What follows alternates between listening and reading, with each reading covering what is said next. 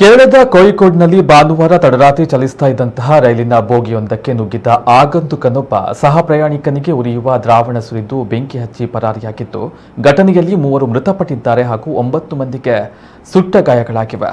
ಭಾನುವಾರ ರಾತ್ರಿ ಸುಮಾರು 9:45 ಗಂಟೆಗೆ ವೇಳೆಗೆ ಅಲಪ್ಪೋಯ ಕಣ್ಣೂರು ಎಕ್ಸಿಕ್ಯೂಟಿವ್ ಎಕ್ಸ್ಪ್ರೆಸ್ ರೈಲಿನಲ್ಲಿ ಈ ಘಟನೆ ನಡೆದಿದೆ. ಕಣ್ಣೂರು ಜಿಲ್ಲೆಯ ಮಹಿಳೆ, ಸುಮಾರು 2 ವರ್ಷ ಪ್ರಾಯದ ಹೆಣ್ಣು ಮಗು ಮತ್ತು ಇನ್ನೋರ್ವ ವ್ಯಕ್ತಿಯ ಮೃತದೇಹಗಳು ರೈಲು ಹಳಿಯ ಮೇಲೆ ಪತ್ತೆಯಾಗಿವೆ. ಗಾಯಗೊಂಡಿರುವಂತಹ 9 ಮಂದಿಯಲ್ಲಿ ಮಹಿಳೆಯರು ಮತ್ತು ಮಕ್ಕಳು ಸೇರಿದ್ದಾರೆ. ಅವರಲ್ಲಿ 4ವರಿಗೆ ಗಂಭೀರ ಗಾಯಗಳಾಗಿವೆ.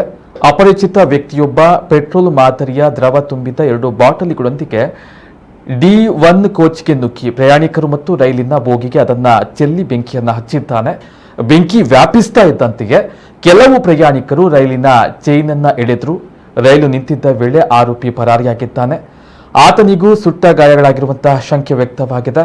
ಬೆಂಕಿ ಹೊತ್ತಿಕೊಳ್ಳುತ್ತಲೇ ರೈಲಿನಿಂದ ಹಾರಿ 3 ಮೃತಪಟ್ಟಿರುವಂತಹ ಶಂಕೆ ವ್ಯಕ್ತವಾಗಿದೆ.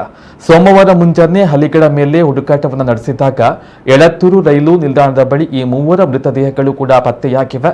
ಒಂದು ಬ್ಯಾಗ್ ಕೂಡ ಸಿಕ್ಕಿದ್ದು, ಅದರಲ್ಲಿ 1/2 ಲೀಟರ್ ದ್ರಾವಣ ಇರುವಂತಹ ಬಾಟಲಿ, tiffin box, mobile phone, Hindi ಮತ್ತು ಇಂಗ್ಲಿಷ್ನಲ್ಲಿ ಬರೆದಿರುವಂತಹ ಪುಸ್ತಕ ಇತ್ಯಾದಿ ವಸ್ತುಗಳಿದ್ದು, ವಿಧಿವಿಜ್ಞಾನ ತಜ್ಞರು ಈ ಬಗ್ಗೆ ಪರಿಶೀಲನೆಯನ್ನ ನಡೆಸ್ತಾ ಇದ್ದಾರೆ.